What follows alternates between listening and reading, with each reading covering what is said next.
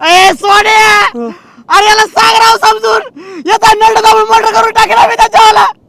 एकदा झोपू तर झोपून जाय नाही, अरे खाऊ तर खावडा दिलं नाही, पिऊ तर पिवडा दिला नाही, आता झोपून द्यायला नाही राव.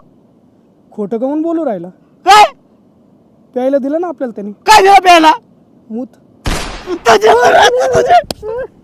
अरे घे झोपून, तो झोपल. घे झोपून तू. निघून जातो बाहेर.